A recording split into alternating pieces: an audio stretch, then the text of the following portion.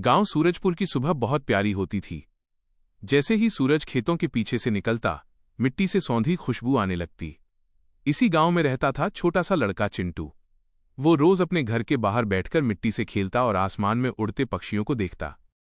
उसकी बड़ी बहन जैसी दोस्त गुड़िया हर सुबह उसे स्कूल चलने के लिए बुलाती। चिंटू, चलो देर हो रही है, वो प्यार से कहती।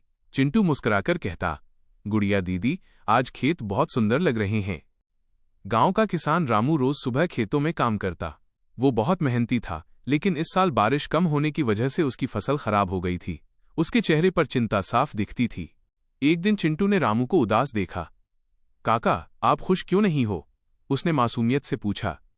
रामू ने सिर पर हाथ फेरा और बोला, बेटा, जब मेहनत के बाद भी फल न मिले तो मन दुखी हो जाता है। ये बात सीमा ने भी सुनी। सीमा गांव में बच्चों को पढ़ाती थी और हमेशा समाधान ढूंढने की कोशिश करती थी।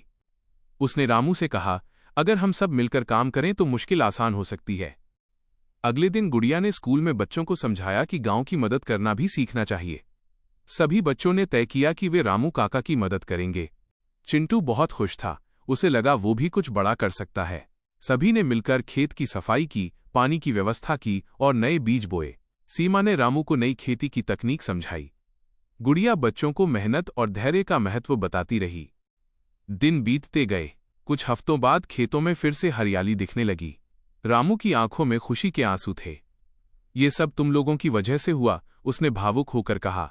चिंटू ने मुस्कराकर कहा, काका, माँ कहती है माइनस अच्छा काम करने से अच्छा फल जरूर मिलता है।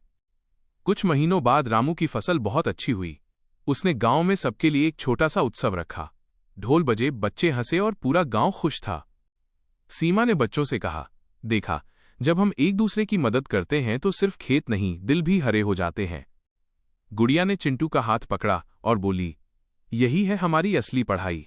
चिंटू ने आसमान की तरफ देखा और मन ही मन सोचा कि वो बड़ा होकर ऐसा इंसान बनेगा जो सबकी मदद करे।